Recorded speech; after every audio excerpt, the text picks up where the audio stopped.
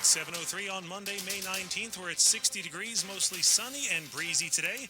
We're going up to around 80.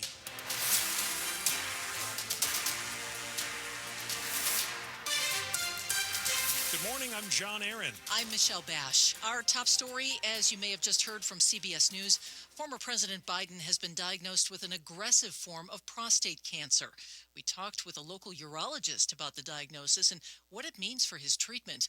Details now from WTOP's Valerie Bonk. When diagnosing prostate cancer, doctors look at what's called a Gleason score to grade the seriousness of the disease. Biden's was graded at a 9 out of 10. It is very aggressive, but there's still a lot of variables here. Dr. Keith Kowalczyk, a urologist with the Georgetown School of Medicine and MedStar Health, said that there are a lot of advancements in treatments for prostate cancer, which Biden's office said spread to his bones. Initial treatments with hormonal therapies, chemotherapies, especially recently with a lot of advances, can be very, very successful. So a lot depends on how he is initially treated. So right now, it should be hormonally sensitive, which means sensitive to initial treatments. What does that mean for moving forward? They have to consider quality of life for sure, because these treatments are not without side effects. This is not a curable disease. I think we need to make that clear, but it is something that may be controlled. Valerie Bonk, WTOP News. And well wishes are pouring in from across the country for the former president, as well as from elected leaders here in our area.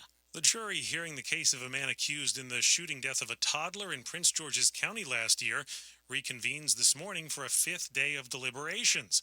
WTOP's Alan Etter has the details. Johnny Tercios of Lewisdale is accused of running up on a group of men in Langley Park in February of 2024 and, along with an accomplice, opening fire on a group of men police called rival drug dealers. 2-year-old Jeremy Carceres and his mother Rosa Carceres were shot. Though Rosa recovered, Jeremy died a short time later.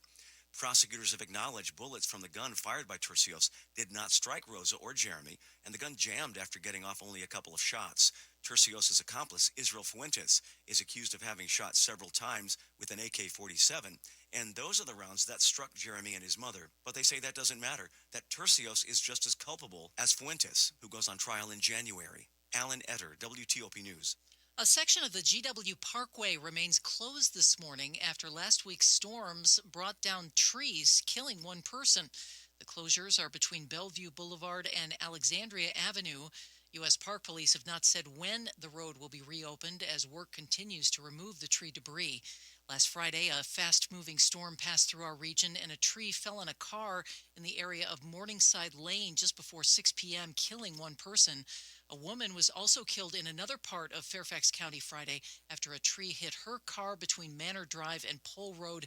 That's in the Woodlawn area. Some college students will be able to help rebuild Baltimore's Key Bridge.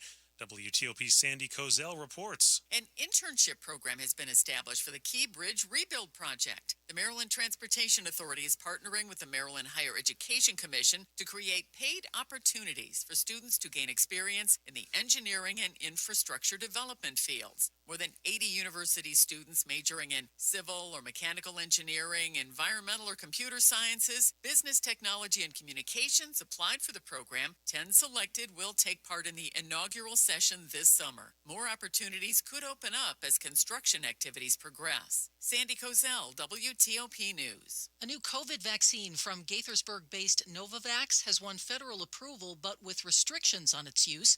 Late Friday, the FDA approved it for use only in adults age 65 and older or people aged 12 to 64 who have had at least one health problem that puts them at increased risk from the virus. Novavax also is required to do additional clinical trials of the shot. The FDA did not explain the restrictions, but it does reflect vaccine skepticism voiced by Health Secretary Robert F. Kennedy Jr.